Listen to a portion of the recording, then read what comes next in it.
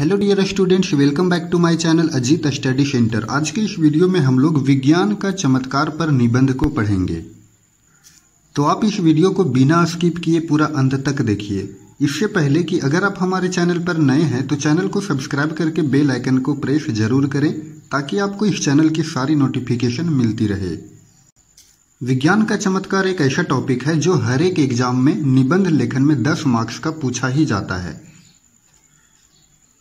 आप राज्य के किसी भी बोर्ड से हो, आपके लिए यह महत्वपूर्ण टॉपिक है, तो आप इस वीडियो को पूरा अंत तक देखिए। तो चलिए शुरू करते हैं आज के इस वीडियो को।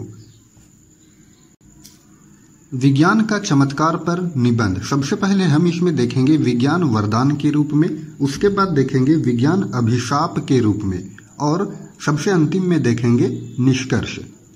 तो चलिए सबसे पहले हम देखते हैं विज्ञान वरदान के रूप में।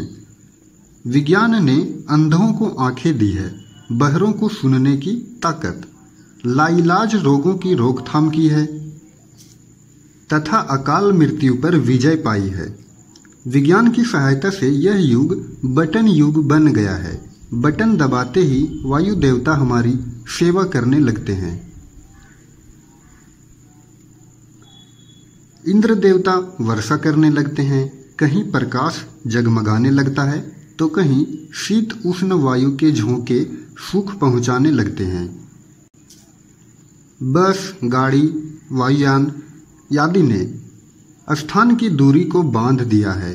टेलीफोन द्वारा तो हम सारी वसुधा से बातचीत करके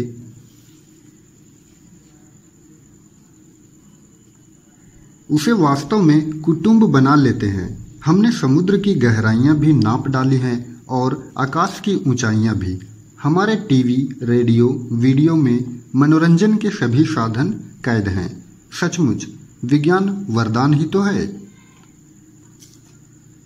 स्टूडेंट्स, यहाँ पर हम समझते हैं कि आज का जो युग है वो विज्ञान का युग है। विज्ञान ने अंधों को आंखें दी है और बहरों को सुनने की ताकत दी है, लाइलाज रोगों की रोकथाम की है तथा अकाल मृत्यु पर विजय भी पाई है। लाइलाज रोग कहने का मतलब है कि ऐसा रोग जिसका कोई इलाज ही ना हो। जैसे कि अभी 2020 में कोरोना वायरस आया था, तो कोरोना वायरस का कोई इलाज था ही नहीं, लेकिन अब कोरोना वायरस का वैक्सीन बन करके आ गया है और सभी लोग वैक्सीनेट हो रहे हैं। तो ये विज्ञान की मदद से ही संभव हो पाया। विज्ञान की सहायता से यह जो युग है वो बटन युग बन गया है। बटन दबाते ही वायु देवता हमारी सेवा करने लगते हैं, यानी कि जैसे ही हम बटन दबाते हैं वैसे ही पंखा चालू हो जाता है और पंखा अपना काम करने लगता है, यानी कि पंखा घूमने लगता है। तो इस प्रकार से वो हमें हवा देने लग जाता है।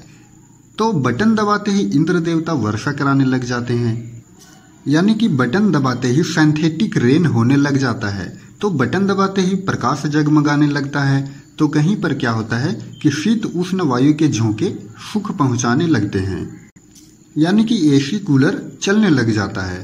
अब इस युग में क्या है कि बस, गाड़ी, वायुयान आदि ने स्थान की दूरी को बांध दिया है। टेलीफोन द्वारा तो हम सारी वसुधा से बातचीत करके उसे वास्तव में कुटुंब बना लेते हैं। कहने का मतलब ये है कि आज जो है वो मोबाइल का समय आ गया है और व्यक्ति कहीं भी हो, बस एक नंबर डायल करते ही उससे बात होने लग जाती है, चाहे वो हमसे हजारों किलोमीटर दूर ही क्यों न हो। बात करते समय ऐसा लगता है जैसे कि वो हमारे समीप ही है। तो इस तरह से विज्ञान ने लोगों के बीच की दूरियां को समाप्त कर दिया है। आज विज्ञान की सहायता से समुद्र की गहराइयों को भी मापा जा रहा है और मापा जा चुका है और आकाश की ऊंचाइयों को भी मापा जा चुका है। हमारे टीवी, रेडियो, वीडियो में मनोरंजन के सभी साधन जो हैं वो कैद हैं। हम जब चाहें तब उस वीडियो को, ऑडियो को ऑन करके प्ले कर सकते हैं और मनोरंजन कर सकते हैं। मनोरंजन करने के लिए हमें आज के समय में कहीं जाने की ज़रूरत नहीं है। ये सारी चीज़ें जो है वो हमारे मोबाइल फ़ोन में ही कैद हैं और मोबाइल फ़ोन जो है वो विज्ञान का ही देन है। तो इस तरह से हम कह सकते हैं कि विज्ञान जो है वरदान ही तो है। लेकिन विज्ञान जहाँ लोगों के लिए वरदान है, वहीं विज्ञान अभिशाप भी साबित होता है। विज्ञान ने जहां लोगों की सुख सुविधाओं को आसान बना दिया है, वहीं दूसरी ओर विज्ञान ने लोगों के लिए जंजाल भी खड़ा कर दिया है। तो अब हम देखते हैं विज्ञान अभिशाप के रूप में। मनुष्य ने जहां विज्ञान से सुख के साधन जुटाए हैं, वहां दुख के अंबार भी खड़े कर दिए हैं। विज्ञान के द्वारा हमने अणुबम, परमाणु बम तथा अन्य ध्वंसकारी अस्त्र शस्त्रों का निर्माण कर लिया है। वैज्ञानिकों का कहना है कि अब दुनिया में इतनी विनाशकारी सामग्री इकट्ठी हो चुकी है कि उससे सारी पृथ्वी को अनेक बार नष्ट किया जा सकता है। इसके अतिरिक्त प्रदूषण की समस्या बहुत बुरी तरह फैल गई है। नित्य नए असाध्य रोग पैदा होते जा रहे हैं, जो वैज्ञानिक साधनों के अंधाधुंध प्रयोग करने के दुष्परिणाम हैं। तो विज्ञान के अभिशाप में हम लोगों ने देखा कि मनुष्यों ने आज जहां अपने लिए अनेक सुख सुविधाएं जुटाए हैं, वहीं दूसरी ओर अपने लिए समस्याओं का और दुखों का अंबार भी खड़े कर लिए हैं।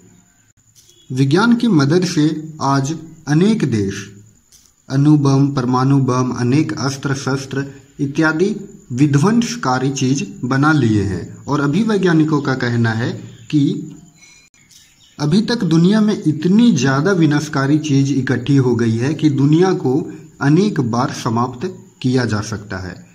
इसके अलावे विज्ञान के आने से प्रदूषण की समस्या भी बुरी तरह से फैल गई है और प्रदूषण की समस्या से नए नए रोज रोज अनेक असाध्य रोग पैदा होते जा रहे हैं। और ये सारे जो परिणाम हैं वो विज्ञान का ही दुष्परिणाम है।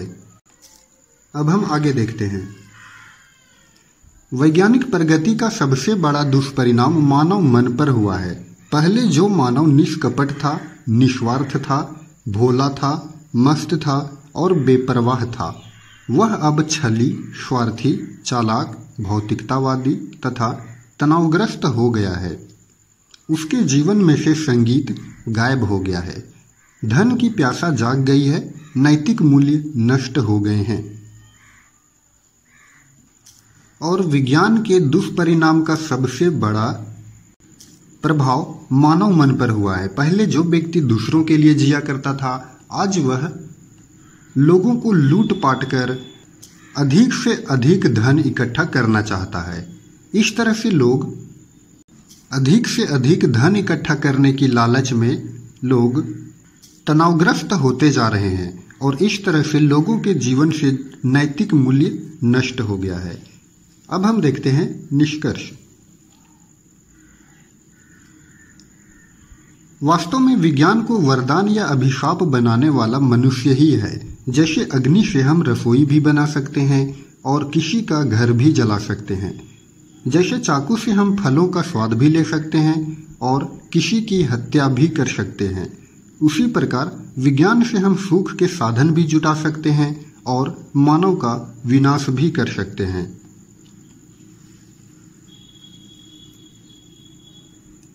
अतः विज्ञान को वरदान या अभिशाप बनाना मानव के हाथ में है। इस संदर्भ में एक उक्ति याद रखनी चाहिए, विज्ञान अच्छा सेवक है लेकिन बुरा हथियार। तो निष्कर्ष में हम लोगों ने पढ़ा कि विज्ञान को वरदान या अभिशाप बनाने वाला मनुष्य ही है। जिस तरह से हम आग से रोटी भी बना सकते हैं और उसी आग से हम किसी का घर भी जला सकते हैं। चाकू से हम क्या कर सकते हैं, फल का स्वाद भी ले सकते हैं और किसी का मर्डर भी कर सकते हैं। ठीक उसी प्रकार से विज्ञान से हम सुख सुविधा के साधन भी जुटा सकते हैं और मानव का विनाश भी कर सकते हैं। इस संदर्भ में हमें हमेशा एक उक्ति को याद रखनी चाहिए कि विज्ञान अच्छा सेवक है लेकिन बुरा हथियार भी है।